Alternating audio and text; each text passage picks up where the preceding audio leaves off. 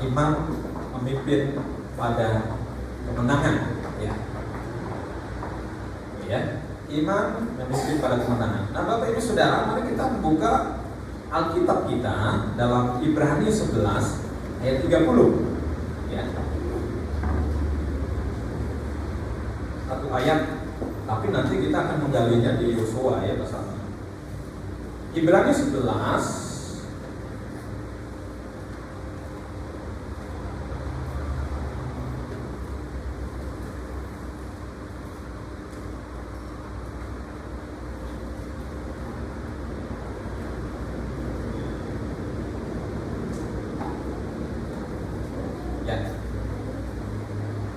saya tampilkan, oh bisa ya,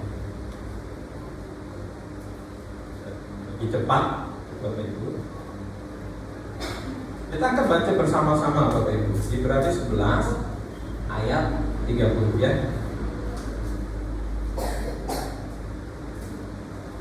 Sudah dapat? Mari kita baca bersama-sama. Saya hitung 1, 2, 3. Karena iman, maka runtuhlah tembok Yeriko setelah kota itu dikelilingi 7 hari lamanya. Amin. Karena iman, maka runtuhlah tembok Yeriko setelah kota itu dikelilingi 7 hari lamanya. Nanti kita akan membahasnya, menggalinya. Mari kita buka di dalam Yosua ya. Dan nanti kita tidak buka lagi di Yosua pasal 6. Kita secara cepat saja. Oke. Yosua pasal 6 ayat 1 sampai 27. Bapak Ibu Saudara tentu tidak asing dengan lagu. Di sini ada anak sekolah minggu bisa lihat ya. Itu lagunya apa? Kalahkan musuh dan melompat tembok. Haleluya, haleluya. Ya. Dede ya. Ini malah handphone. Oh, cari lagi cari lagunya. Ya. Carilah lagunya Ku Kalahkan Musuh dan Melompat Tembok ya. Jadi lagunya apa? Ku Kalahkan Musuh dan Melompat Tembok. Tentu tidak asing buat kita lagu itu. Ku kalahkan musuh dan melompat tembok. Haleluya, haleluya. Ini lagu yang tidak asing buat kita karena hanya seperti itu biasanya. Tetapi walaupun lagu ini agak kurang pas sedikit, ya kurang alkitabiah dikit karena ku kalahkan musuh dan melompat tembok. Padahal bukan ku kalahkan musuh dulu dan melompat tembok, tetapi melompat tembok dulu baru mengalahkan musuh. Kisahnya begitu sebenarnya. Nah, Bapak Ibu Saudara yang kasih dalam Tuhan Yesus, tembok Yeriko itu kenapa ada tembok Yeriko? Kalau Bapak Ibu Saudara mungkin sudah sering ya melihat keraton Solo. Oh iya, ibu saya itu kami dulu, saya masa kecil saya pernah tinggal di Solo. Di Solo, tepatnya di Gading, itu di Demak. Kalau Bapak di Demangan, kalau Ibu di Menangan. Itu gak pernah kalah itu, menang terus ya. Namanya Menangan. Jadi dari Pasar Gading seberangnya itu Menangan ya.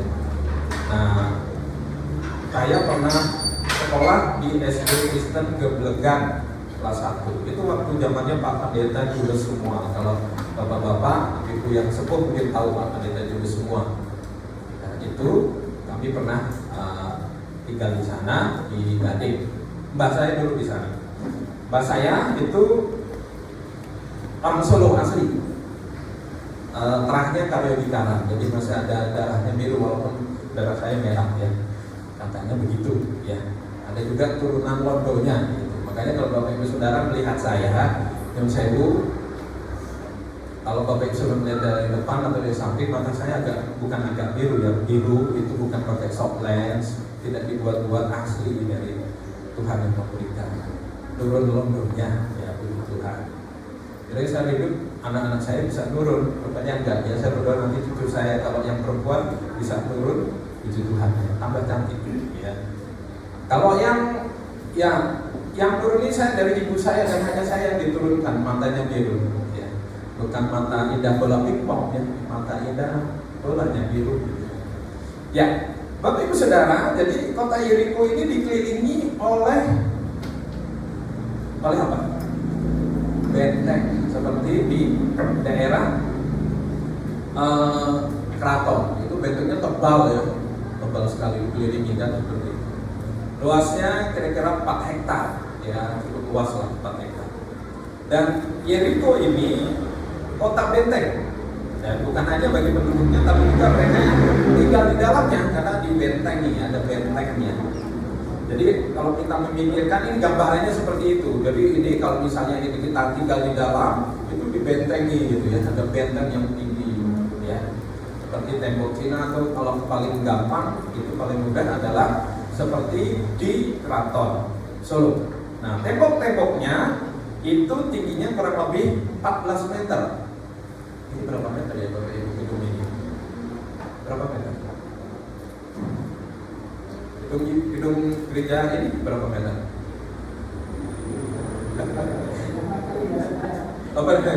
Atasnya apa? Oh, atasnya? Ya, dari bawah Pak? Nah, berarti masih tinggi lagi ya, perpanjangnya kurang lebih 14 meter dan tebalnya 6 meter.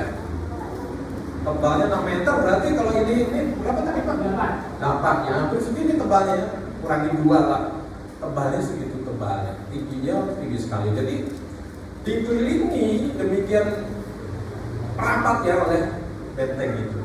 Nah, mari kita pikirkan kota dikelilingi oleh benteng, artinya lebih kuat teman ya, kuat sekali tentunya. Dan Yeriko ini boleh dikatakan sebagai kota yang tidak pernah terkalahkan, ya, tidak pernah terkalahkan. Dilindungi oleh, mereka menyatakan sebagai dewa-dewa Kanaan waktu itu, ada dewa-dewa Kanaan di sana. Makanya mereka merasa bahwa mereka adalah kami kota yang tidak pernah terkalahkan.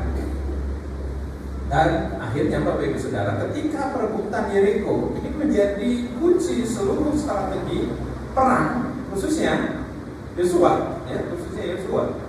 Karena hal itu akan menunjukkan, disinilah menunjukkan keunggulan Tuhan Allah di Israel atas dewa-dewa Kanaan.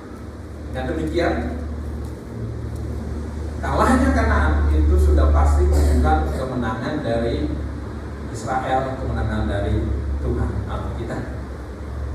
Nah, Bapak Ibu Saudara yang terkasih dalam Tuhan Yesus Kristus, jadi ya kita bisa melihat di sini bahwa mari kita bisa membuka dalam Yosua pasal 6. Kisahnya peperangan itu terjadi Bapak Ibu Saudara.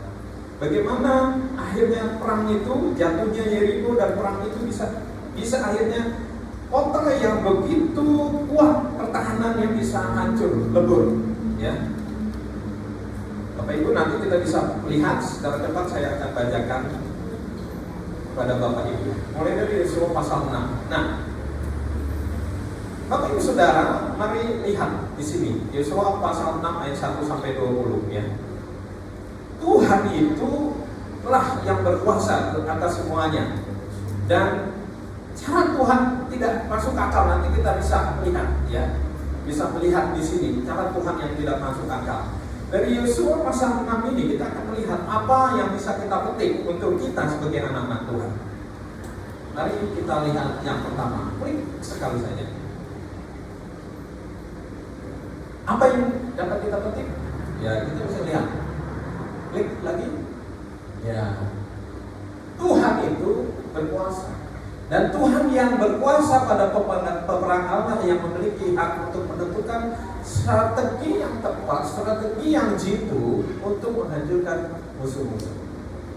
Oleh karena itu, Israel tidak perlu meragukan siasat perangnya Tuhan. Biasanya kalau namanya perang, nanti lari ke sana, ini ke sini. Ada yang perang dulu, caranya bersembunyi dulu di dalam kuda, ya. Akhirnya mengalahkan musuh. Nah, ini Tuhan tidak demikian. Tuhan yang memang terkadang atau bahkan seringkali melampaui akal dan kecerdikan manusia.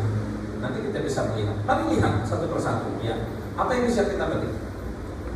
Klik. Yosua namanya 1 sampai 20.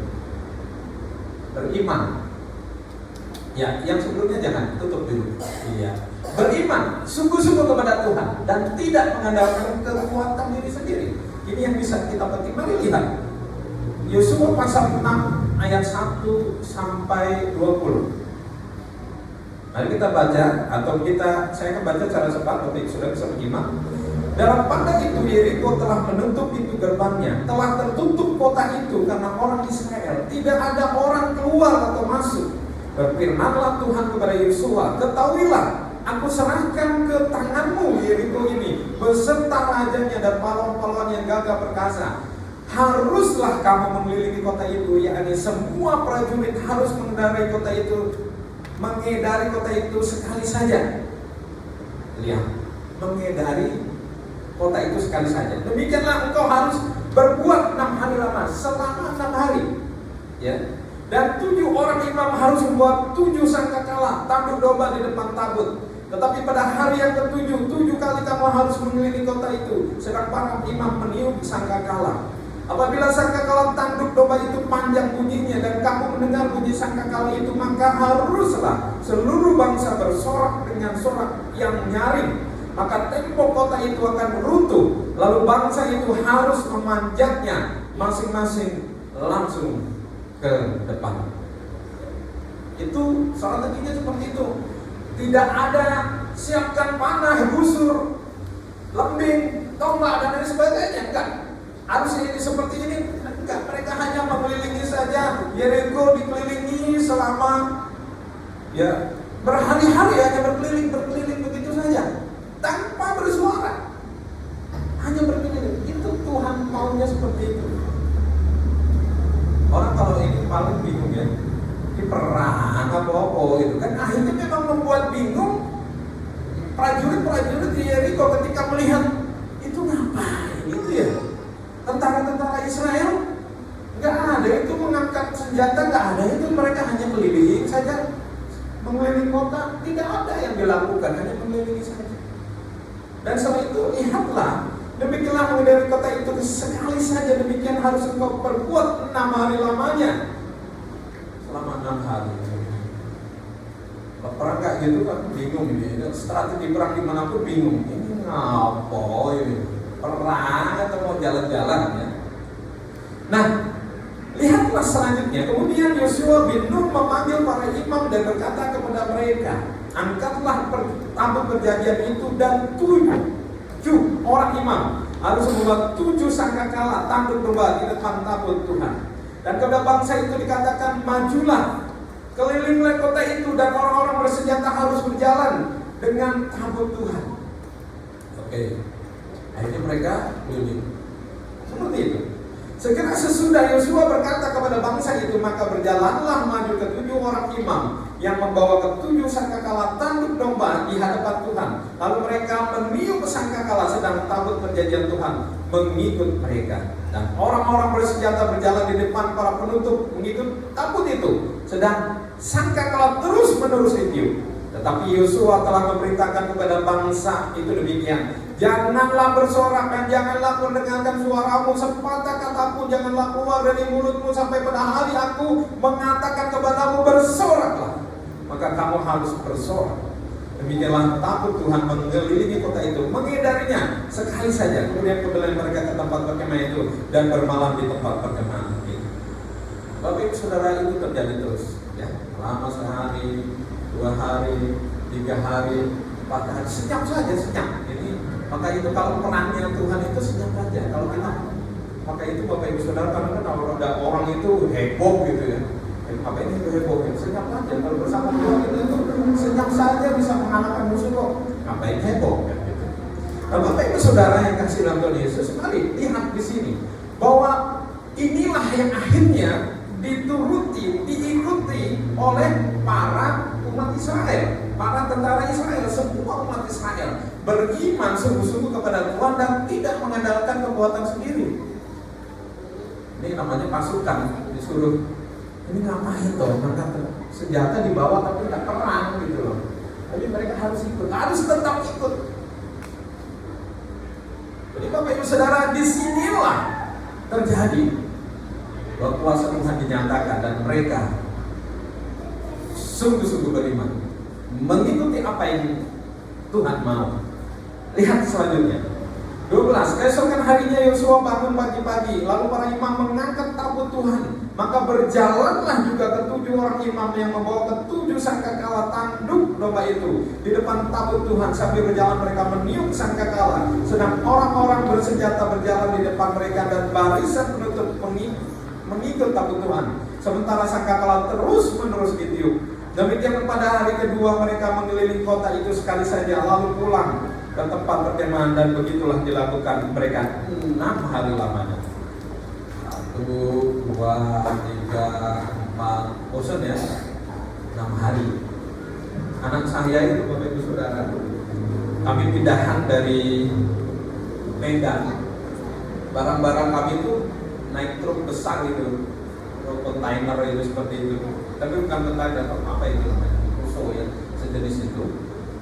Anak saya yang kedua tadi ikut di mobil, di truk itu, karena tidak ada kenainya, ikut diminta maknanya. Ya itu Tuhan, perjalanannya 6 hari naik truk, jadi naik truk ya, Bapak Ibu Saudara.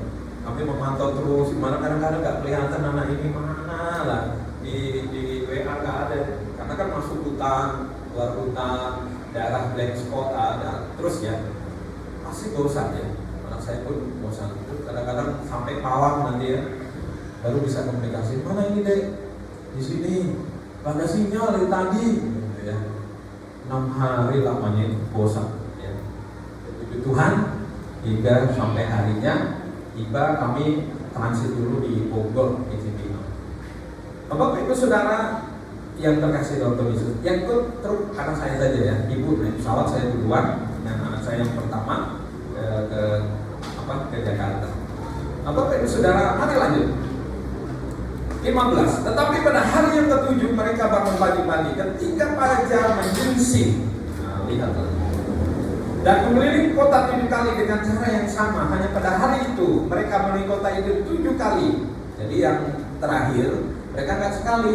Pada hari itu mereka keliling selama 7 kali. Biasanya kan cuma sekali sehari. Ini 7 kali itu kuat nggak kuat, tambah bingung ini pasukan-pasukan yang di atas itu kota itu. Oh, ini pasukan-pasukan Israel maku tok ya, perang orang ya, hanya jalan-jalan aja. Nah, lanjut. Lalu pada ketujuh kalinya ketika para imam meniup sangkakala, berkatalah Yosua kepada bangsa itu, bersoraklah, sebab Tuhan telah menyerahkan kota ini kepadamu, dan kota itu dengan segala isinya akan dikhususkan bagi Tuhan untuk dimusnahkan. Hanya Rahab perempuan sudah itu akan tetap hidup, dia dengan semua orang yang bersama-sama dengan dia dalam rumah yang dia telah menyembunyikan orang suruhan yang kita suruh. Tapi kamu ini jagalah di mulut ada barang-barang yang dikhususkan untuk dimusnahkan, supaya jangan kamu mengambil sesuatu dari barang-barang yang dikhususkan itu setelah mengkhususkannya, dan dengan demikian membawa kemusnahan atas perkemahan orang Israel dan mencelakakannya. Ayat 20, lalu bersoraklah bangsa itu sedang sangkakala ditiup. Segera sesudah bangsa itu mendengar bunyi sangkakala, bersoraklah mereka dengan sorak yang nyaring, maka runtuhlah tembok itu. Lalu mereka memanjat masuk ke dalam kota, masing-masing langsung ke depan dan merebut kota itu. Bapak Ibu Saudara, belum ada bom, belum ada senapan, belum ada dinamit untuk masuk ke kota itu, tapi itulah cara Tuhan. Mereka ikut cara Tuhan, mereka mengimani apa yang Tuhan mau, dan lihatlah bagaimana Tuhan bekerja bagi umat Islam. Gak masuk akal kan? Ada bapak-bapak, ibu atau di sini yang tentara, strategi apa ini ya? Strategi yang tidak masuk akal, tapi ini strateginya Tuhan. Maka itu Bapak Ibu Saudara, bagaimana dengan kita saat ini? Ya, ini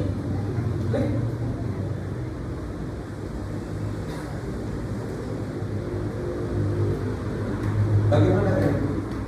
Beriman sungguh-sungguh pada Tuhan Yesus yang telah menyelamatkan kita dan bangkit dari kematian. Ini yang harus kita lakukan.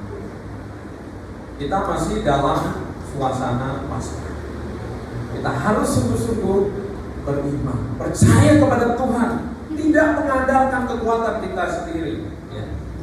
Kita diajak beriman karena Yesus Kristus yang berkuasa di surga dan di bumi. Matius pasal 28 ayat 18 katakan apa? Tuhan Yesus berkata apa? Aku diberi kuasa di surga dan di bumi. Kuasanya bukan hanya di bumi tapi di surga. Bukan hanya di surga tapi di bumi.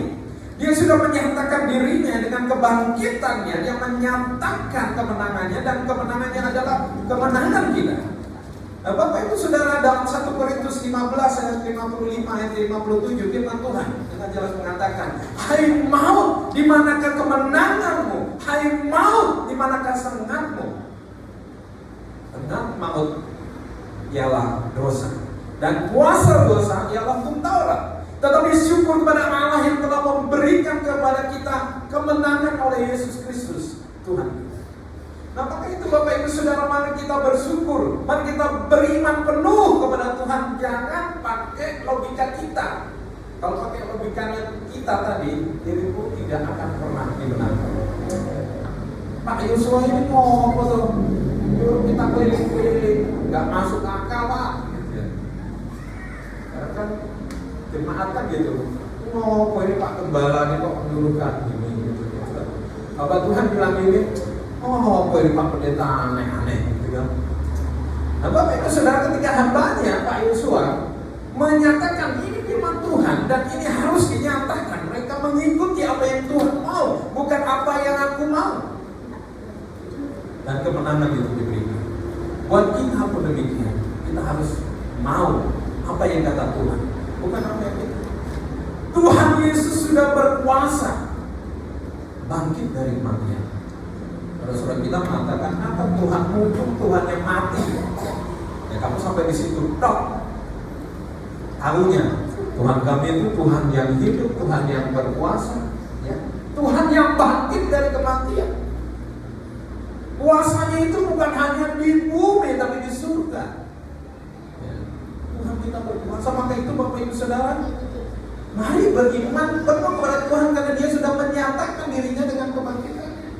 Gak usah takut ya hari esok. Tidak usah pakai jimat-jimat penglaris supaya kehidupan kita baik pakai penglaris ini. Supaya maju pakai penglaris ini usahamu. Ini jimatnya dari sana dari sini. Gak usah, gak perlu. Tuhan kita Maha Kuasa. Demikian juga mungkin anak-anak supaya enteng jodoh ini dari bapakmu, supaya kamu dapat jodoh yang baik, nanti susah kok. Nah, buat apa? Atau mungkin juga yang lain ya, mungkin Bapak Ibu Saudara supaya usaha dan lain sebagainya itu diberkati pakai segala hal. Nah, Bapak Ibu Saudara, sungguh kita hanya beriman pada Tuhan kita Yesus Kristus. Karena Tuhanlah yang mempunyai kuasa di surga dan di bumi. Dia yang gagah perkasa, Dia yang harusnya kita andalkan. Satu-satunya yang ku andalkan, satu-satunya yang ku percaya. Ngapain percaya yang lain? Tapi Bapak Ibu Saudara, masih banyak orang Kristen percaya kepada hal yang lain. Gak usah jauh-jauh, saya mau cerita Bapak Ibu Saudara. Saya punya kakak ipar, kakak dari istri saya. Oh, majelis gereja. Tapi bukan gereja baptis, namanya majelis. Majelis gereja terhormat, sangat terhormat. Tapi kalau ada dukun cerita di sana, orang pintar bukan? Ada orang pintar di sana, lebih pintar di sana, datang. Ada orang pintar di sana, datang. Anak-anaknya pun punya jimat. Ponakan saya itu cerita, ini udah itu kayak lek gitu ya. Udah itu kalau singkatnya tuh Pak Muda. Kalau kita kan Pak Lek, Bapak Cilek. Nah, jadi cerita saya punya ini ekor macan. Untuk itu, jauh berjaga-jaga dah. Apa buat itu? Tuhan kita yang berkuasa yang menjaga kita, bukan ekor macan kita lagi buang aja itu. Nah, kakak kami pun begitu. Hingga pada akhirnya satu ketika saya menginjili beliau, karena beliau ke Medan waktu itu, beliau itu pelayanan beliau itu tidak pedalaman. Lalu dia kena sakit, anpal, kami pas di Medan waktu itu masih baru sebenarnya. Dia di rumah sakit, saya pas yang mendampingi. Pagi hari saya datang gitu, Kak, mana sudah mendingan? Puji Tuhan itu. Gimana Kak? Maaf ya Kak, saya mau tanya, Kak, kalau misalnya kakak mati hari ini, kakak mati. Bapak Febri, kok ngomongnya begitu, gitu ya? Iya Kak, serius ini, serius Kak. Kalau kakak mati hari ini, kakak kemana? Ya, pengennya sih ke surga, yang adikku.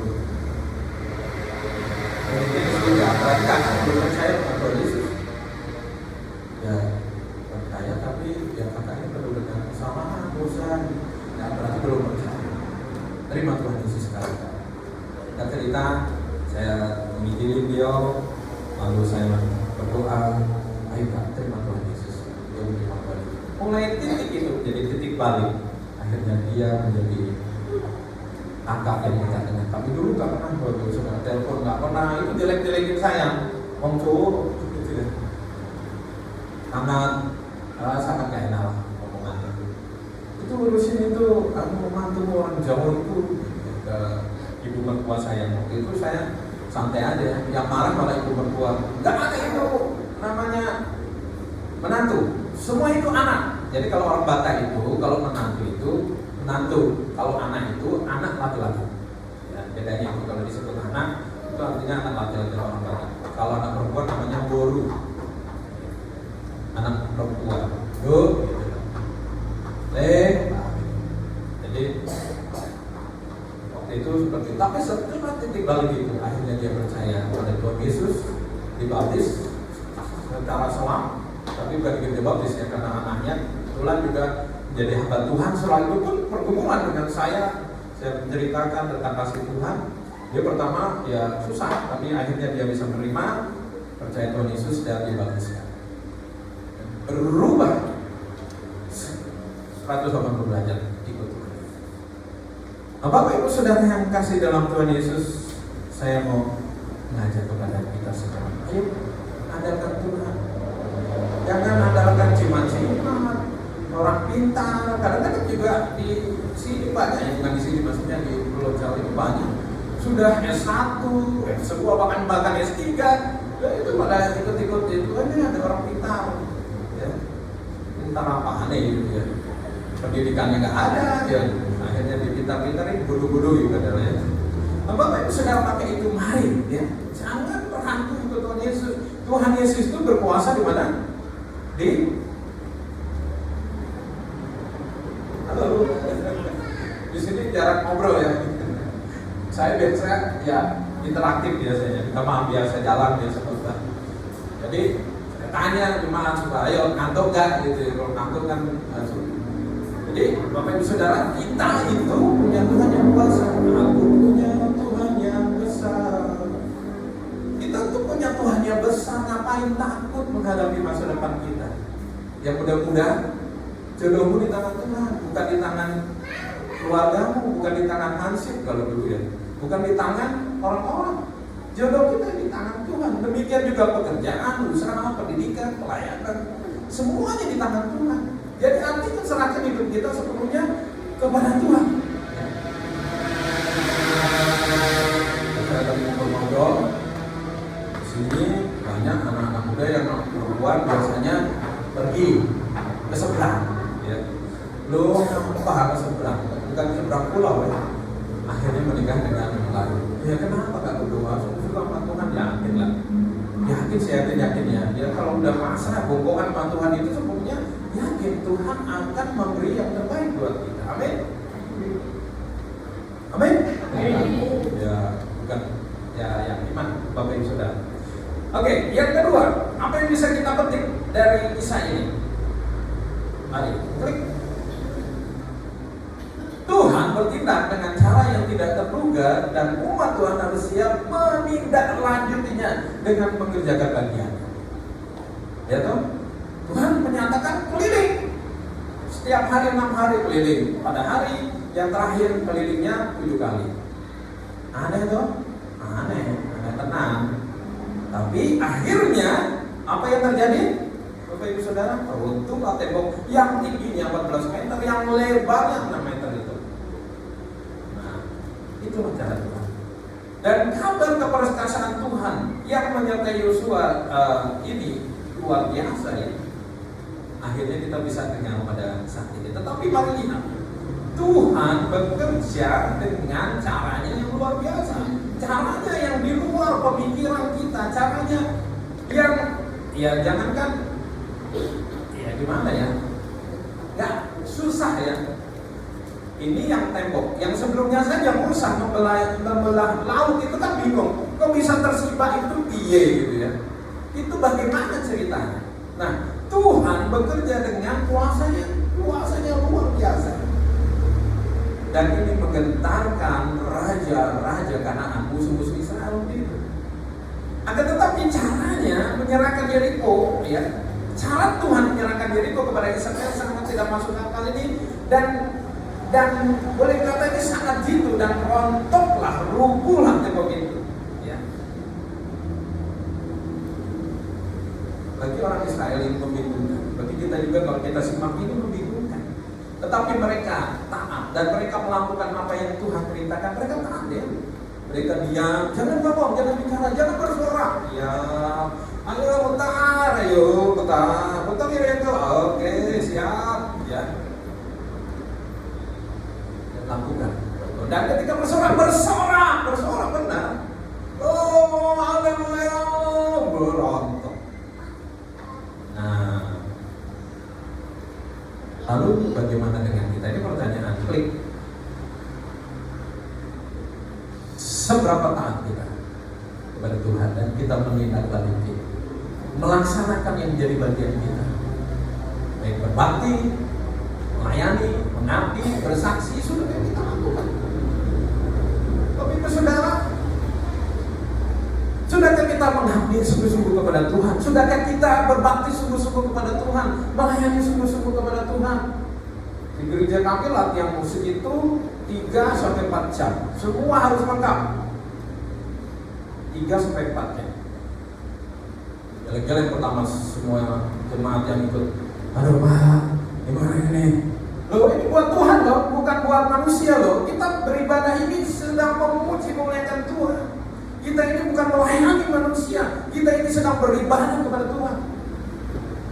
Itu Tuhan akhirnya pelan-pelan di musik, di pelayan ibadah, belajar terus 3-4 jam kami betul-betul mempersiapkan ini untuk Tuhan. Melayani sungguh-sungguh, mengabdi sungguh-sungguh untuk Tuhan. Ini bukan hanya sekedar pelayanan kita ini, apa yang dikatakan Tuhan, ayo ikuti Tuhan keliling, itu bukan hanya sekedar. Tapi ini apa yang dikatakan Tuhan adalah ya dan amin. Maka itu bagaimana dengan kita? Apakah kita melaksanakan dengan sungguh-sungguh? Apakah kita juga memberikan persepuluhan kita dengan benar kepada Tuhan? Kalau tadi ada doa untuk apa tadi? Salah satu doanya untuk bangun apa tadi apa? Bapak, ya. Bapak Ibu Saudara, nggak usah bingung-bingung. Kalau semuanya persepuluhan dengan benar, dengan pasti persepuluhan semua. Kami mengajarkan perpuluhan di Medan itu anak-anak saya dulu belum sekolah, saya ajarkan perpuluhan. Lah Pak, dari mana duitnya? Nah mereka kalau dapat dari opungnya, mbahnya, eyangnya, padenya, budenya, palenya, tantenya. Loh itu perpuluhan loh Le. Jangan lupa itu loh. Itu kalau anak-anak saya sejak kecil perpuluhan dan mereka tidak jadi sulit sekarang untuk perpuluhan. Dan saya mengajari mulai di mata atau kalian ayo perpuluhan. Karena tanggung jawab perpuluhan itu adalah di hadapan Tuhan satu orang satu perpuluhan. Iman kita, keselamatan kita kepada Tuhan itu adalah iman yang pribadi. Dapat ditakoni nanti ketika kita di surga. Iya, persepuluhan keluargamu bukan keluarga pribadi. Ketika kita di surga tidak ditanya lagi keluarga. Lihatlah apa yang katakan Tuhan Yesus. Tidak ada lagi suami istri, tidak ada lagi anak, tidak ada lagi. Maka itu, ya ini saya sedang konseling pranikah. Pernikahan Kristen adalah pernikahan seumur hidup, bukan sehidup semati. Harus digarisbawahi ya. Pernikahan kita, perkawinan Kristen adalah pernikahan seumur hidup, bukan sehidup semati. Kalau mati itu kita masih menjadi suami istri, tidak. Kita tanggung jawab kita sama Tuhan. Kehidupan kita secara pribadi dengan Tuhan, termasuk pengabdian kita, pelayanan kita, bakti kita, termasuk bersaksi kita kepada orang lain. Sudahkah kita lakukan? Tuhan sudah menyatakan, ayo, kalau engkau mau diberkati, engkau harus memberi yang terbaik. Persepuluhan misalnya, Malaikat 3 ayat 10, berikanlah kepada Tuhan persepuluhan itu. Dan apa kata Tuhan? Tidakkah aku akan membukakan tingkap-tingkap langit dan mencurahkan berkat yang berlimpah? Puji Tuhan. Kalau bahasa dunianya, ayo taruhan dengan aku, sampai Tuhan begitu. Ujilah aku, taruhan dengan aku. Kalau kau benar-benar memberi persepuluhan kepada Tuhan, masa aku gak akan memberikan yang terbaik buat? Nah, Bapak Ibu Saudara yang terkasih dalam Tuhan Yesus, seperti firman Tuhan ini, kami lihat di sini. Tuhan mau kita yang memberi yang terbaik. Tuhan bertindak dengan cara yang tidak terduga dan umat Tuhan harus siap menindaklanjuti. Mereka ketika bersorak-sorak, demikian juga ketika Tuhan nyatakan, ayo beri perpuluhan, beri perpuluhan, pengabdian, pelayanan. Saya mau aku lebih sibuk Pak, nanti aja. Saya kalau itu udah bukan dicoret, ya udah kalau saya sibuk, udah utamakan dulu kesibukanmu. Nanti kita lihat sungguh-sungguh melayani Tuhan. Pengabdian kepada Tuhan pun demikian, dan saya melihat di manakah saya ketika saya melayani, ketika di Semarang, di Lampung, di Medan, gereja-gereja di mana Tuhan, anak-anak Tuhan yang memberi yang terbaik, yang sungguh-sungguh kepada Tuhan, Tuhan memberkati. Yakin, saksinya, ya saya memberi perpuluhan kecil pertama, terus besar ya Tuhan. Tidak pernah ada yang mengatakan saya memberi perpuluhan jadi miskin ya Pak. Nggak ada itu. Dan ketika di Lampung itu dulunya dia hanya gado sapi, akhirnya bisa rumahnya jadi gedong gitu ya. Sampai punya apinya sendiri beberapa, anaknya juga pada kuliah. Dan dia pun masih melayani jemaat ini, aktif melayani. Ketika saya panggil ketika di Lampung itu, Pak saya butuh Bapak, oke kita ini. Oh siap Pak Pendeta, tunggu ya. Berapa menit datang. Ayo melayani Tuhan, Bapak Ibu Saudara. Jangan berdalih, ya. Jangan Pak gembalanya semua, ya. Capek Pak gembalanya semuanya, atau Bu Gembala. Ini kesempatan Bapak Ibu Saudara untuk menyatakan. Tuhan sudah menyatakan, Tuhan memberkati. Yaitu, ayo ini kesempatan. Ada lagunya juga. Hidup ini adalah kesempatan. Hidup ini untuk melayani Tuhan. Jadi mari Bapak Ibu Saudara, ayo jangan kendor, ayo gaspol. Ya. Saya mengatakan kepada jemaat di waktu kelir, Bapak Ibu Saudara, waktu saya tinggal 10 tahun, saya dalam artian kalau itu emeritus biasanya itu 60 tahun ya. Tahun ini usia saya 50 tahun ini. Jadi saya punya waktu 10 tahun. Jemaat itu saya bilang, Pak, selama ini kami ini sampai lari ini kami Pak. Ngejar Bapak, ya saya 10 tahun loh. Pak jangan 10 tahun lah Bapak, 15 tahun lah, 20 tahun kalau enggak sampai 80 tahun Pak. Jangan gitu Bapak Ibu, saya juga manusia. Kan ada lagunya itu, Tuhan juga manusia, kan gitu ya. Tuhan juga manusia, bisa lemah, bisa sakit, ya. Kalau sehat puji Tuhan. Tapi namanya seiring manusia kan umur 70, 80 ya makin lemah. Saya katakan, udah lah. Dengan 60 tahun ataupun 65 saya akan berjuang. Ayo, ya sekarang puji Tuhan ya. Kegiatan gereja kami bergerak. Semua pelayanan ini ada Pak Sigit di sini. Salah satu jemaat yang saya minta. Jadi di gereja kami ada 3 driver. Satu untuk bukan satu ya, pokoknya tugasnya ganti-ganti. Kemarin dia mengantar ke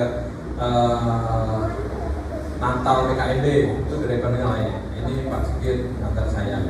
Lalu ada satu lagi untuk jemput yang sepuh-sepuh. Jangan Pak gembalanya suruh jemput, iya. Saya, ini tugas kita, tugas Bapak Ibu. Pak Gembala itu persiapan firman Tuhan sungguh-sungguh. Pak Gembala itu melayani firman Tuhan. Yang jemput dengan Pak Gembala yang lain toh. Saya nggak pernah jemput kecuali memang nggak ada yang lain sama sekali. Cuma ada kendaraan ada, ya. Sebuti semua yang sepuh-sepuh ini.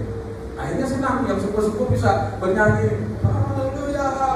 Yang dulu pakai tekan, ya. Sekarang sekarang udah gak pakai tekannya lagi. Mereka senang bersuka cita ketemu dengan sesamanya, bisa ngobrol, bisa curhat, kan begitu. Tapi kalau kita jarke, kita jarno, wes tua gitu ya, wes main banget gitu. Lama-lama emang kerut gitu ya, lama-lama ya udah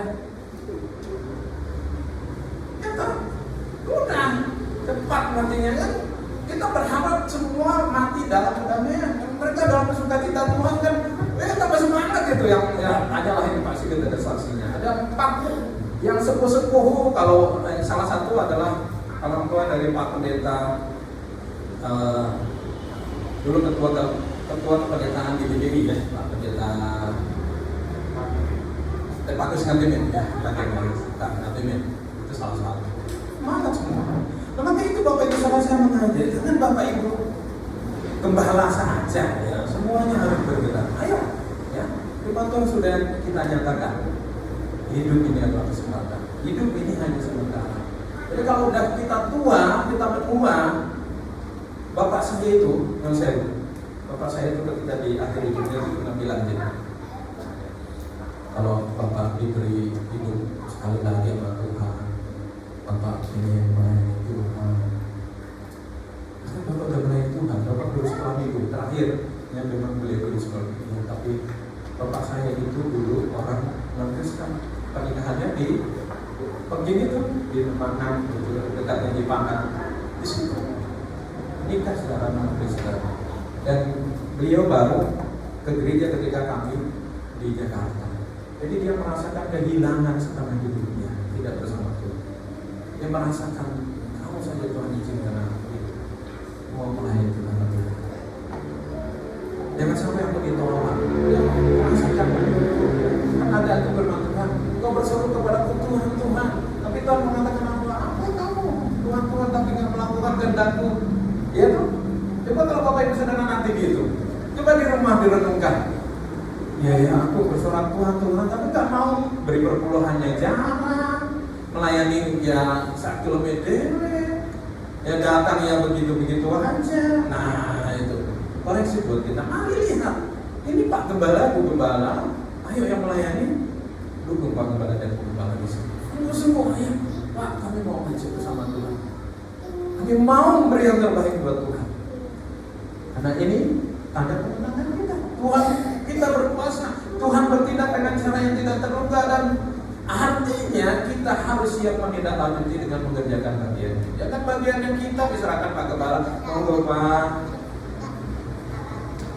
Saya itu jarang itu, makanya saya menugasi para pelayan-pelayan yang lain.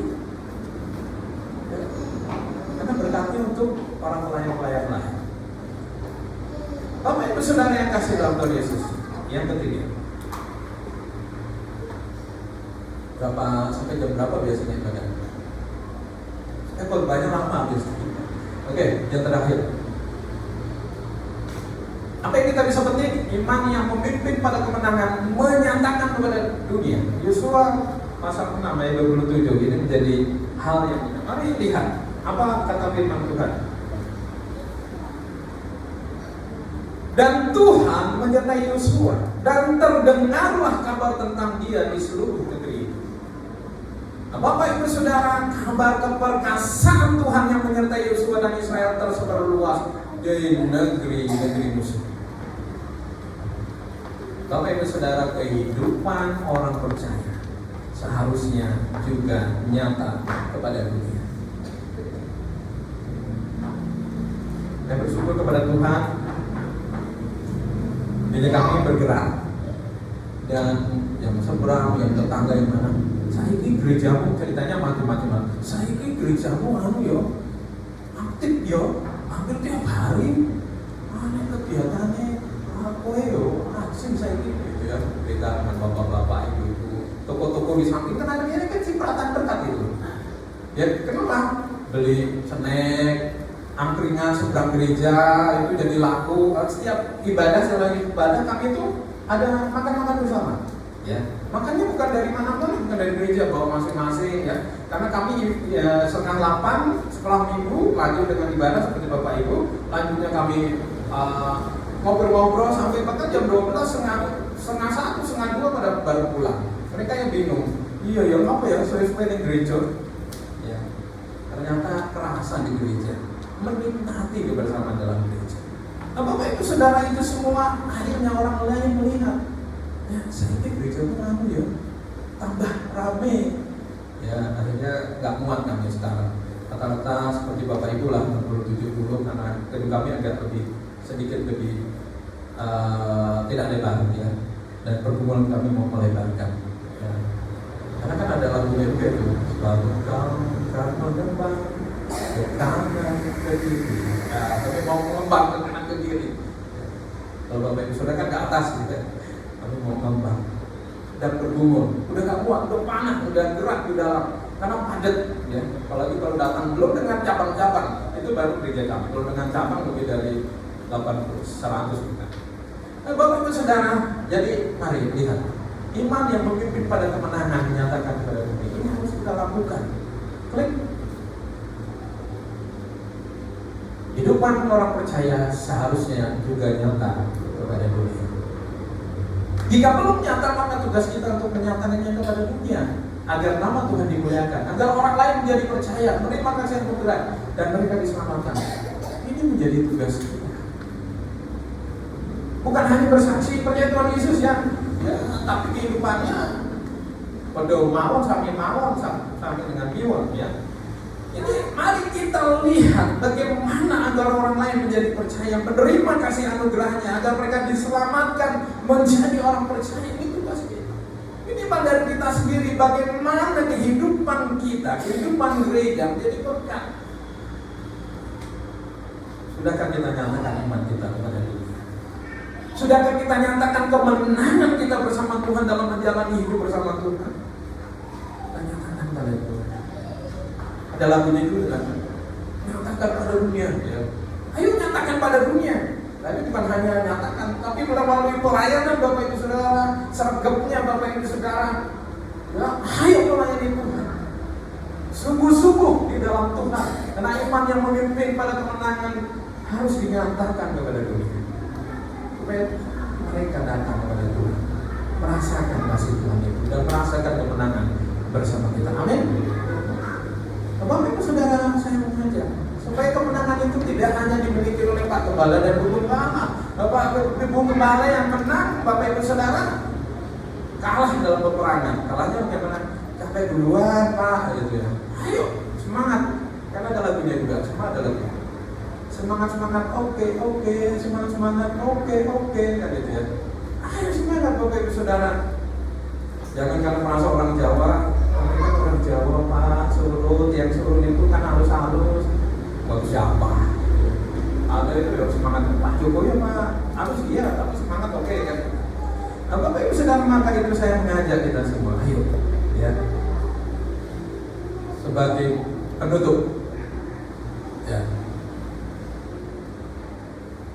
berimanlah sungguh-sungguh pada Tuhan. Ayo iman itu sungguh-sungguh dan tidak mengandalkan kekuatan sendiri. Kamu sudah pasrah bokohan sama Tuhan sepenuhnya, serahkan penuh sama Tuhan. Aku percaya sepenuhnya kepada Tuhan. Sadarilah Tuhan bertindak dengan cara yang tidak terduga, dan kita sebagai umat Tuhan harus siap menindaklanjuti, lakukan, kerjakan. Yang menjadi bagian Tuhan, bagian Tuhan. Yang menjadi bagian kita, kerjakan. Yang menjadi bagiannya Gembala Sidang dan Ibu, Gembala Sidang dan Ibu. Tugas Bapak Ibu, tugas Bapak Ibu. Jangan diserahkan Bapak Gembala Ibu sakit ya, nanti cepat tua ya. Nah, dengan demikian Bapak Ibu Saudara, dengan iman yang memimpin pada kemenangan, ini harus dinyatakan kepada dunia. Nyatakan kepada dunia bersama-sama ya.